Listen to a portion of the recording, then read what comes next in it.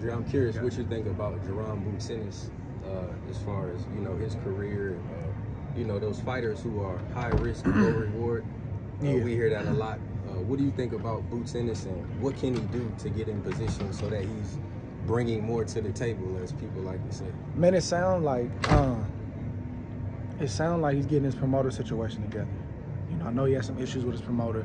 So I think positioning himself either with the right team or having the right system in place, right? Like the Haney's didn't just go one promoter for 5 years. They had a system in place. This is what we're going to do. You got to have a plan. You can't just fight.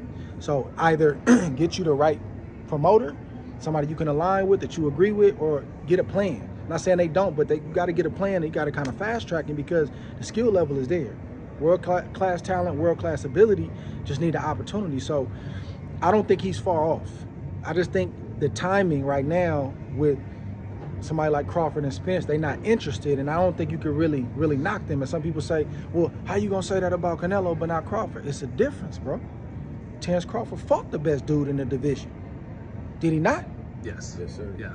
You can fight #1, then you can go fight a B-level guy, C-level guy. You should not fight top fighters every single time out. I know they used to do that. That ain't good for your health.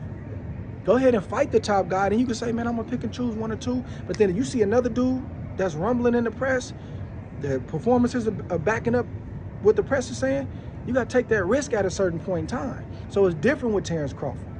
So I don't knock Terence and say, oh, you ain't fighting Boots. And I don't know all the details. I've heard that Terence has made them offers that they turned down. Don't know the validity of it. They say that they want the fight. They said that publicly. So it's hard to really stand on something and say what's what. But I've heard that Terence has made offers to this dude. So it's tough to say. I got a lot of love for Boots, man, and I think his time is coming, but he's just in an era right now, in a time where, man, it's just rough on him in terms of getting the opportunity, but I think it's coming. What do you think of Terence fighting the winner of Saturday's fight, Tszyu and Fundora? He's made himself the mandatory for the winner. Hey, I think it could be good, but then all of a sudden we see a tweet from Errol Spence. Right.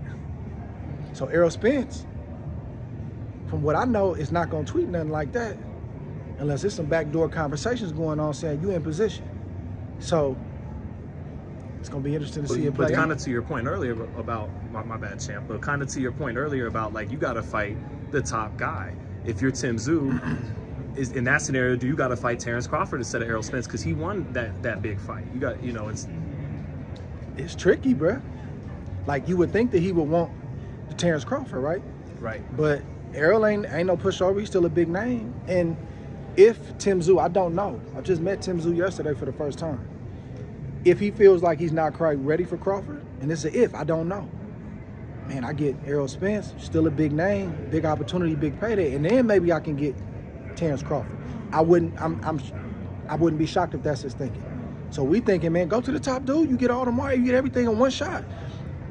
How does he feel he matches up with Terence Crawford? I don't know.